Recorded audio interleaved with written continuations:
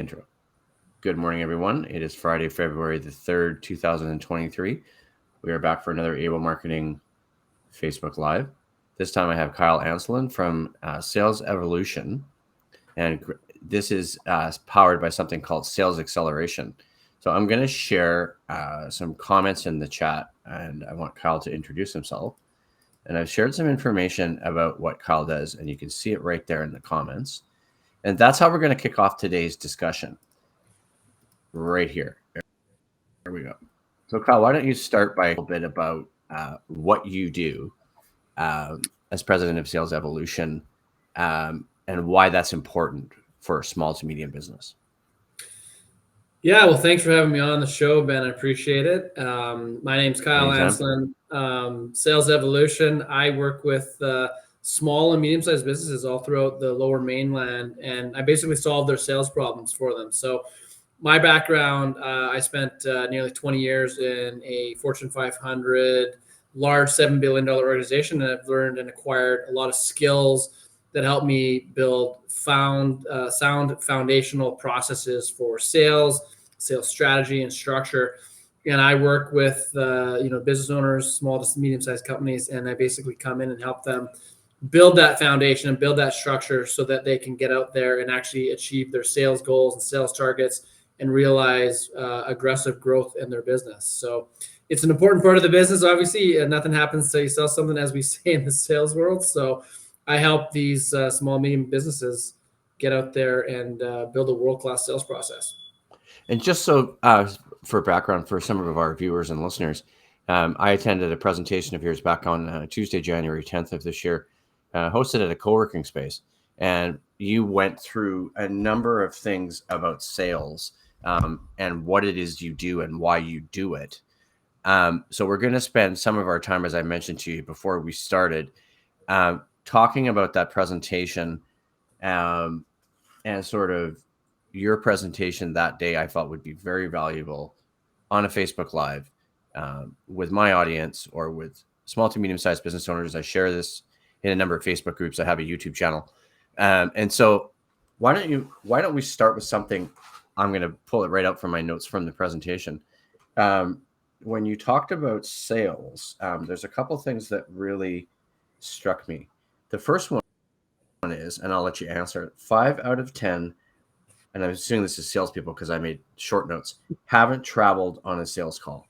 Was that in reference to the salesperson itself or the actual manager? Five out of 10 businesses, the business owner or the sales leader has not been out in the field with their sales rep in the past year, which is a pretty scary fact when you think about it, because all the information that you're getting from the field, which is potentially coming directly from your customers, they're getting from a third-party voice, right? So they're not here to hear it directly from their clients and get feedback about their product or service directly from their clients.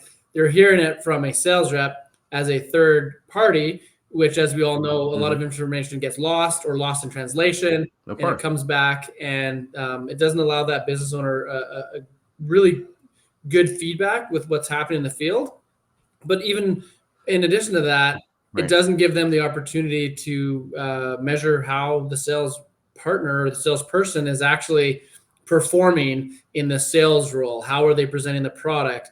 Are they actually seeing enough prospective clients to be effective? Not all salespeople are created equally, and when you haven't been out in the field with your sales partner in 12 months, as an average 50% of businesses, you really have no idea what they're doing out there. So it's pretty scary. Yeah, because I mean, I know I've mentioned to you when we first met back in December, I've done some sales in retail or in a place like a furniture and mattress store, but I've done all inbound sales. But I'm assuming you're talking about a little maybe higher end sales. But the next one that I wanted to talk about, 6 out of 10 have no sales quota. Yeah, so 6 out of 10 businesses that I've worked with, they don't have a sales quota set for their salespeople. So this is a problem because everyone has different expectations, right? So as a business owner, you might expect that your salespeople go out and sell X amount of business, but the sales rep might think that this is the right number, and they tend to not be aligned Right. And it creates confusion. And Yeah, no kidding. sales rep might think that they're doing a great job, and the business owner might think they're doing not so great of a job. And it's a tough way to run a business when there's no clear specific sales quotas or sales expectations that need to be met by salespeople. And it can create turnover as well for the sales rep, because they don't know, hey, am I doing a good job? Am I not doing a good job? Like, it's important for them as well to be able to measure up to what is that expectation. Right. And I just shared your contact info in the chat as well. It's got your LinkedIn profile, phone number, and email. If people want to reach out to you, and I'll do some follow-up social media marketing on this presentation. Just one more in this list of stats info that I've made. I guess this relates to quota, is 8 out of 10 have no performance review. Yeah, so 80% of businesses in the small That's to medium high. space, That's high. yeah, it's very high. It's very high, and it's not surprising. It's a bit of a hard process to do, but they don't have any performance reviews as it relates to their salespeople. So Right. again, it goes back to what are the expectations? They're avoiding some of the difficult conversations that a sales performance review is the foundation of, where you can have that annual meeting where you say, here's what's expected of you, both from a performance standpoint, but also from an activity and a cultural standpoint. Right. It allows you to be able to address any issues if they come up when they're not being met with a sales professional, where if you don't have this, I talk to a lot of business owners and they're frustrated with their sales team. They're not getting the desired results. And the question is can you address it even with the person? Because if you haven't laid out the expectations on the front end, it can be challenging to hold someone accountable to an expectation they were never given. Well, that would be my question. And then I guess that's a question for you. I want to ask then, with these stats, how someone gets started with you, because I think that's really critical. But yeah, no, I mean, how much, first of all, then, so when you raise that kind of question, I'm assuming you're talking to the owner of the company or the CEO or a high level VP or executive. I'm curious to know, when you raise that question with them, what the response is. I mean, there must be a certain amount of like defensiveness, arrogance, sort of balking at your suggestion. Like you must, like we all do finding clients, need to find people who are open to change, right? Because, they bring you in and then you find these deficiencies, and it's like, that's a pretty shocking thing to have to come to the realization on, right? Like you're basically holding them accountable because nobody else in the organization is. Yeah, and that's my job, right? Sales is a absolutely foundational part of any business. If you can't huge. sell your product, you're not going to grow your business. Well, yeah, exactly. And there's sometimes clients can be a little defensive on it, but my clients are clients that they want help, right? They're typically in pain, they're suffering, their sales are flat or their sales are shrinking, and they know that they need someone that's an expert in sales to come in and help them out. So I haven't received a ton of resistance in the past, other than I'm a trusted resource. I'm a trusted advisor for this organization. Well, yeah, no, I would think so. But I guess it also relates back to something about with marketing and maybe in business and in life. People come to you when they're in pain, which is reactive rather than being proactive and saying, hey, Correct. You know what? We need to reach out to someone like Kyle because we're just concerned that we're not selling the way we should be. As opposed to, yeah, I'm losing money and I'm losing sales. So whenever anybody's under the gun, they're going to make changes, right? Exactly. Right. And not just because they view it as a critical part of your business. Yeah, they need to, right? My clients, they need to make something change to get their sales where they need to go, right? It's the lifeblood of an organization. If you're not selling your product, you're shrinking, and shrinking. That doesn't end well. Yeah, no, it doesn't. So let's move on a little bit then. And I got some other notes from your presentation, which I thoroughly enjoyed. Thank you. I'm just trying to think. So how do you get started then within one question that I always ask?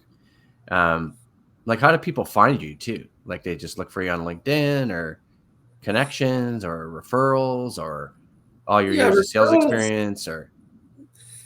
Yeah, I mean, I am pretty. I'm active on LinkedIn, but the majority of my clients come to me through referral. I have a large network of other referral partners that are working with my clients, typically in a different capacity, and typically that's they'll say, hey, there's a sales problem here. I know a guy, Kyle, he can help you. And my clients will reach out. You obviously can reach out proactively. LinkedIn has all my contact information on there as well. Right. But when I do get a client reach out, I will set up an initial sort of free assessment with them where I'll come down to their office and we'll basically go through everything. And I'll just ask them. I've got a series of questions that I go through to get a better understanding of what is going on within their sales organization at their business, and to determine if I actually can help them. Because I can't help them. I probably know someone who can. It's not always me that solves the problem. Sometimes they just have a problem with getting leads, and there's simpler solutions than rebuilding their sales process. But I go through that process with them. It takes an hour or two. It doesn't cost anything, and I basically have a really good understanding of where their sales situation is and if I can help them. And in a lot of cases I can, and if I can't help them, I typically, like I said before, have a resource that will be helpful to them. So Right. And I guess, you say it takes an hour or two, but and that's sometimes what people miss, right? Even if you don't charge anything. They say it takes an hour or two, like they say with me with content writing and copywriting. But when you got that many years of experience behind you, that's why it takes an hour or two. Exactly. Yeah, it would take a lot Right? longer. It's not, It would take a lot longer if you didn't have my experience. I've been in sales my entire life, so I'm right. very and again, I've worked for organizations that have had very, very structured systems and processes to make sure that sales is highly effective. So I can find things a little quicker than someone who's not got the same experience in sales. Yeah, no, of course.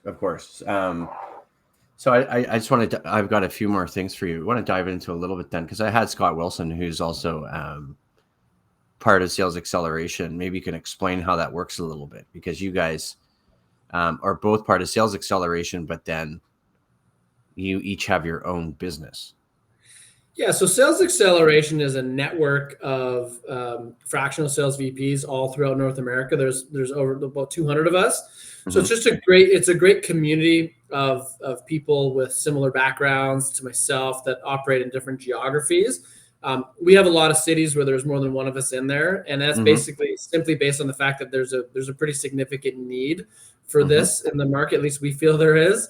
And so Scott and I, we work together, but we have our own independent organizations. And he might be a better fit for one client, and I might be a better fit for a different client. So we kind of work together, and our goal is to serve the Lower Mainland and serve the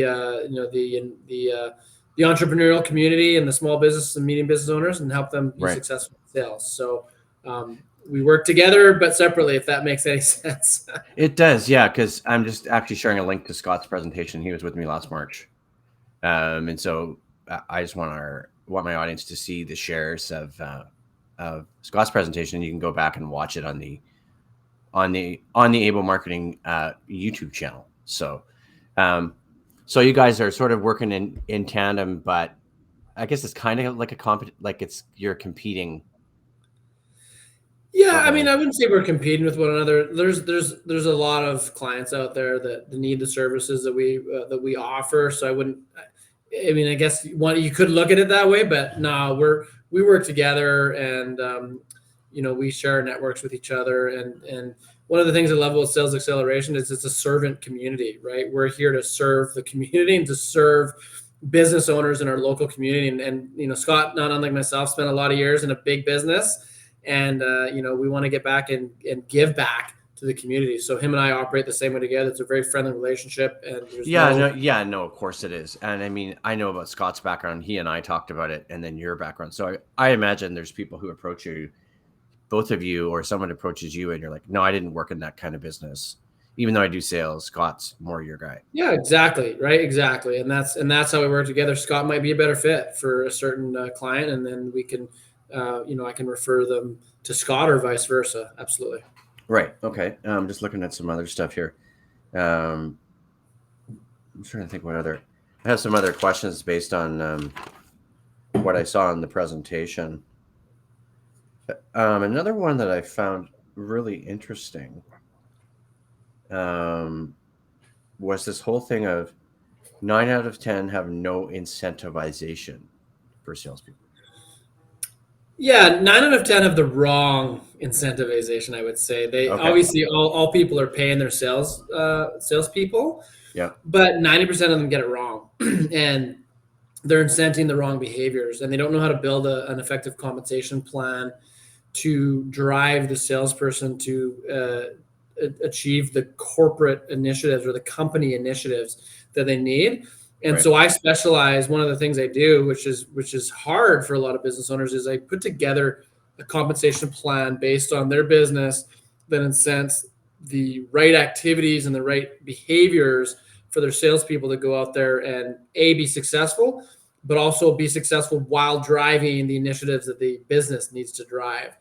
And most businesses just they don't get this right, and because they don't get it right, they don't end up growing the way they want to grow because the model's not done well, right? Whether it's 100% commission based, or it's the way that they pay, growing a current customer versus generating new customers. A lot of these things are not done the right way to generate the growth that the business is looking for. And so I come in and take care of that for them. It's a big part of it. Salespeople will follow their comp plan, and if they aren't paid the right way, you might not get the results you're looking for. Interesting. And I guess it's a question of, if they're not properly compensated or incentivized, it's like what we said off the top, right? About you approach people or people approach you, and then you come in and you mention that. I guess it's all dependent on how open they are to responding to making those changes, right? Absolutely, yeah. And I bring years and years and years of experience interviewing salespeople in all different industries, and so I know what the pay plans look like. I know what people and other businesses are paying these people. I know how they're paying them. I know what the best salespeople want to work, how that looks, and I can bring that advice into an organization. So if they want to attract the best salespeople, I know obviously there's more to it than simply the compensation plan, but that's certainly a component that matters. And if you get that wrong, the right salespeople won't even walk in your door for an interview. Right. And I'm assuming that kind of thing is disclosed in an interview about what the compensation is. In an interview with the sales rep, absolutely, you'd want to discuss how they get paid. If you don't do that, that's again, salespeople are they're a certain breed of individual. They tend to be driven by components of their comp plan, and they want to know how they can make money. Sales is the type of job where it's the harder you work, the better you perform, the more you make. And so it's important to understand how to approach that with the sales professional. And what you're able to pay and what you need to pay will dictate the quality of sales professional you get in your doors. And if you're a smaller business and you might not be able to afford what a tech company pays, that's okay. But you just need to know how to structure that comp plan. You need to understand what type of people to target that are going to actually be successful in that role. Yeah, I just want to add one more question. And one thing you mentioned, I remember in the presentation, I didn't write it down, was when you talked about culture in sales. And I think we talked about actually before the actual presentation, there was a small group of us, and about how often people promoted to the sales management position aren't the best sales managers, just because they were great salespeople. Maybe you can talk a little bit about that. Yeah, exactly. You see that all the time, right? You're the top salesperson, you're now the sales manager, and that might not be the right fit. Just because they're a great player doesn't make them a great coach. And creating the right environment for salespeople is critical. Salespeople need to have a fun, competitive learning environment. Right. And it's a hard job. There's a lot of negativity. There's a lot of rejection that comes from being a salesperson, picking up the phone, getting hung up on, knocking on doors, getting kicked out. So it's really critical that the leader of that sales team understands that, has been through it, and understands how to coach people through that and build the right environment, provide the right training. Typically, the top salesperson is not the right person for the next sales role. Although that's every rule, there's exceptions to it, but a lot of business owners make that mistake. They think the top salesperson has to be the next leader. Interesting. Or the other thing is if it's a small company and the owner of the business tries to do sales and has never done it. And a lot of times, that's I see that a lot, right? I work with a lot of businesses where it's a founder-led organization, and Their initial sales was the CEO or the business owner doing the sales, and they have a certain amount of success. They've had enough success where they're growing the business, and then they hire a salesperson and they wonder why it's not the same. And there's a lot of reasons for that, right? The founder has a completely different story to tell, a completely different level of passion and enthusiasm. They obviously created something, it's their baby, so that automatically is going to translate a better story than a salesperson can tell. Business owner has decision-making ability on the spot. They have more credibility because they're the owner of the business. So a lot of times they hire a salesperson and that salesperson doesn't have the same results that they have. And they wonder, well, why, what's going on? Right. Wasn't so hard when I was doing it, but it's not going to be the same, right? When you hire someone to run sales for you based on that. And that person who's coming to work for that team needs structure and needs a completely different model that needs to be built out so they can be successful selling a product that's not their own. So that's where I come in and help them with that. Right. That's great. Thank you. I want to thank you for joining the Facebook Live today and providing some great insights on sales and sales process. We're going to wrap it up there, and then I'm going to share with you, Kyle, and also from the Abel Marketing Facebook page, the full video of this live. So I will talk to everyone soon. Thanks for tuning in. Thanks for having me. You're welcome.